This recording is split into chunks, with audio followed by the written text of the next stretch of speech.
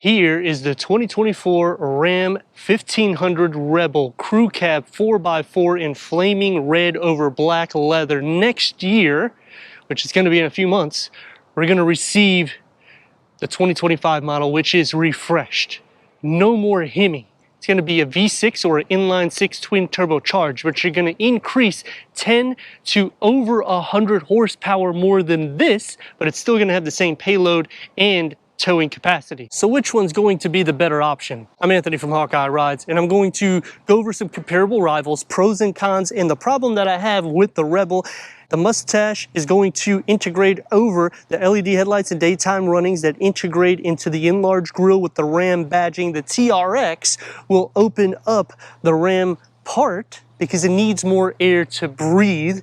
Recovery hooks, fog lights, and on the hood, you're gonna have that performance style with the 5.7 liter Hemi V8 with the e-torque, producing 410 horsepower and 395 pound-feet of torque paired to an 8-speed automatic transmission. The problem that I have right off the top is with the refresh, we're not increasing anything in payload and towing capacity, even though we're getting more horsepower, and we're losing the Hemi, which is a staple to the Ram. This is achieving 18 mpgs for the city, 22 mpgs for the highway, and because we have the Night Edition, it swaps out these wheels. We have these 18-inch by 8 matte black all-terrain tires, and that Hemi engine is a upgrade because it comes standard as a 3.6 liter V6 with 305 horsepower and 269 pound-feet of torque. That's good for a towing capacity at 7,210 pounds. But when you're thinking about rivals like Chevy and Ford, they will max more in towing and payload than either of the engines, even with the refresh in next year or in a few months. We're also receiving a PHEV, which will increase the towing to 14,000 pounds. Kind of excited for that variant because that's going to be more competitive than Chevy and Ford. Max payload as it sets is at 2,300 pounds and a max towing at 12,750 pounds. LED taillights and the dual exhaust outlets become blacked out. So when you're putting it with this red, I think it pops a little bit more so. And because this is the last year of the Hemi, I would option this. Not a huge fan of the turbocharged. The plug-in hybrids, they have a lot more power, but there's just something about a V8, especially when you're going into a Ram Rebel. Soft release that goes into 53.9 cubic feet of storage, a length of 67.4, a width of 51 inches, and a depth of 21.4. I would personally put the spray-on bed for this Hemi, but we need to go inside, start it up, so we can hear that exhaust note.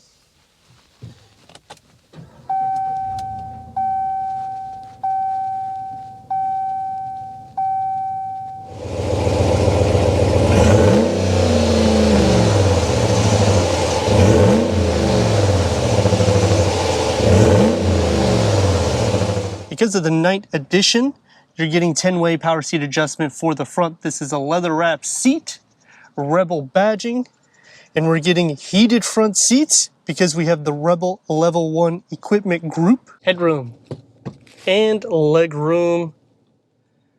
You're gonna have a lot of space. You have areas here for some papers or anything that you need for the work or daily load. Footwells are nice and deep, open up, and you get a storage pocket for the passenger. We have the upgraded 9 speakers with an amplifier because of the Rebel Level 1 group.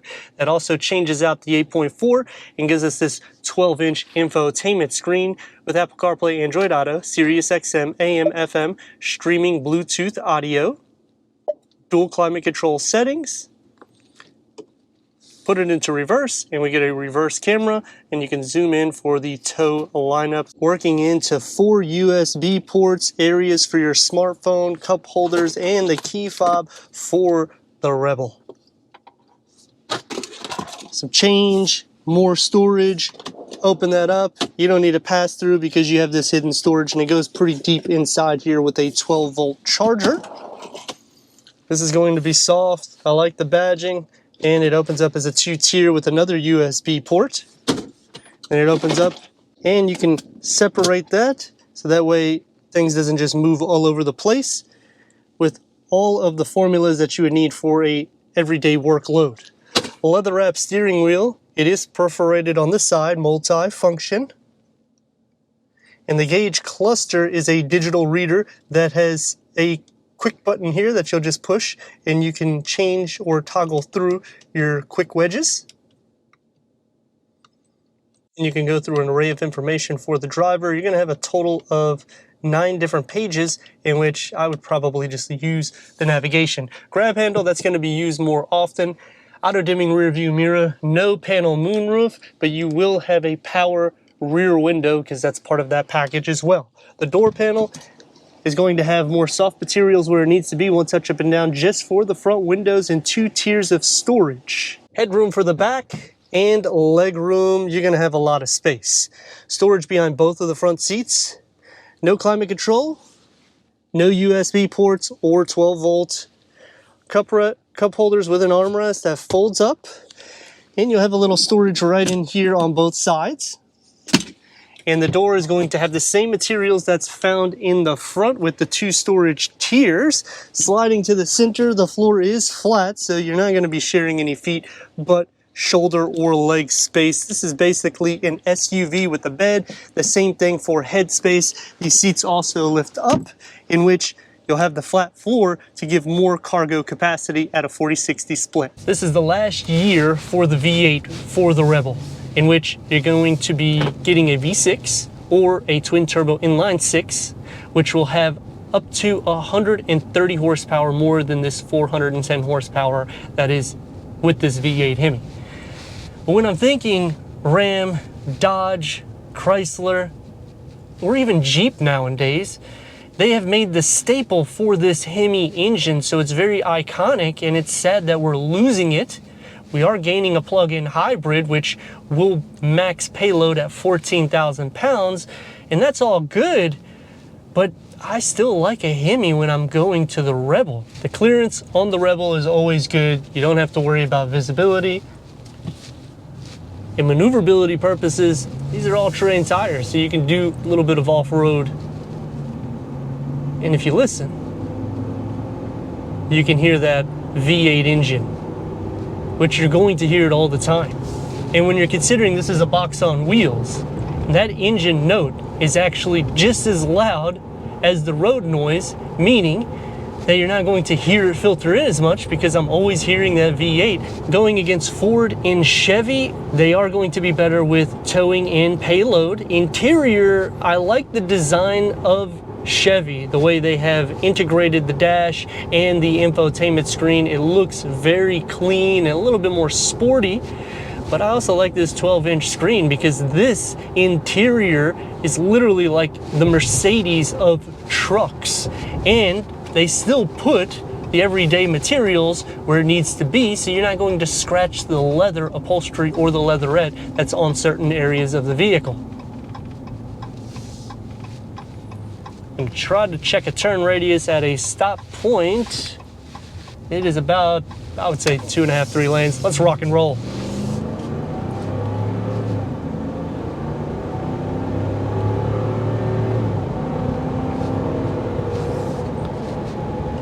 And that's the symphony that you get out of the Rebel.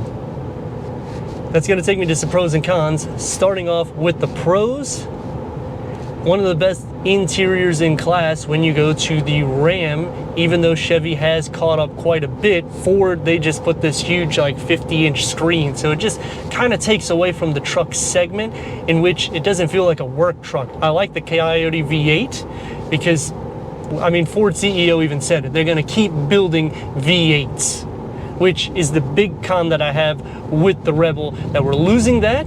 We're getting more screens for technology. This is not a Jeep. This is still a working truck. I get it. It's still a family truck and kind of practical. But once you start thinking about the pricing, you go to the top tier, it's going to be over $90,000. That's not necessarily a practical truck now. Off-road capabilities, it is worthy of it.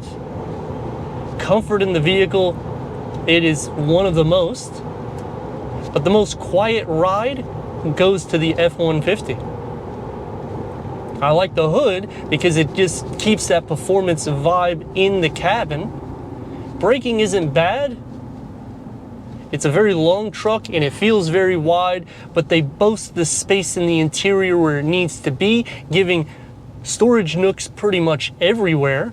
Another con that I have is you have to option pretty much everything in order to get features, because you're going to be receiving an 8.4-inch standard unless you add the packages we have.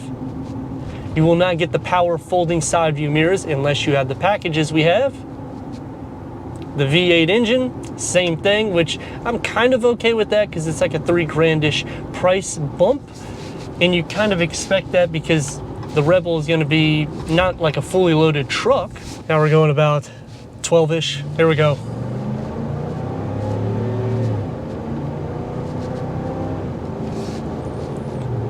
It moves. Boy, it moves. With the sport tuned suspension for the front and the rear, it's still very smooth. You get the skid plates for the transfer case and the suspension in the front, rear locking differential, 4-wheel drive, so it's ticking the box for pretty much everything you would need on or off the road. The seats are going to be a little bit wider here than the competition. Back seat, you have loads of space. I like that it's a flat floor and you still have capabilities of folding up the seats up, therefore giving you more cargo capacity so you don't have to use the bed all the time. I would option a spray-on bed at least, because leaving it like it is, you're going to scratch it if you actually use it. And going back to the main question, should you wait and option the 25 model that's coming out in a few months?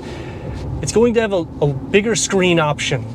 The exterior is going to get light tweaks, but the engine changing is something that I'm not a huge fan of when it comes to the Ram. So I personally would option this. I'm not a big fan of having extra screens on the passenger side either, because then we're going to be losing that storage that's in the dash.